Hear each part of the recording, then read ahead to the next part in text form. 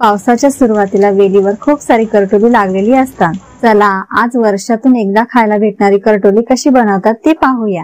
करटोली या प्रकारे उभी बारीक चिरून घेतलेली आहे। त्यापैकी काही पिकलेल्या करटोल्यांच्या बिया मी काढून घेतलेल्या आहेत। गॅसवर ठेवलेल्या कढईमध्ये मी तेल ओतून घेतले। फोडणीसाठी सुरुवातीला ठेचलेला लसूण टाकला, मग जिऱ्याची फोडणी दिली, छोटा चमचा हिंग टाकला। वाह, किती भारी फोडणी झाली। आता मी बारीक उभा चिरलेला कांदा टाकणार आहे। कांदा लालसर होईपर्यंत परतून घ्यायचा आहे। कांदा लालसर मऊ झाला, आता मी त्यात हिरव्या मिरच्यांचा ठेचा टाकणार आहे।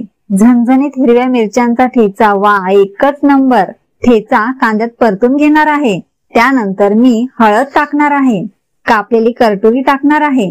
बघा किती भारी दिसते ही करटोल्याची भाजी। सगळी चांगली मिक्स करून घेऊया। मिक्स झाल्यानंतर चवीनुसार मीठ टाकणार आहे। आता या भाजीला चांगलं वाफून घेऊया। झाकण ठेवून 5-10 मिनिटे ही करटोल्याची भाजी मी वाफून घेणार आहे। 10 मिनिटांनी झाकण उघडूया। अरे वा, किती मस्त करटोल्याची भाजी झाली। पण थांबा, शेंगदाण्याचं कूट टाकायला विसरू नका। एवढ्या भाजीसाठी वाटीभर शेंगदाण्याचं कूट पुरेसा आहे, तो मी पटकन टाकून घेते।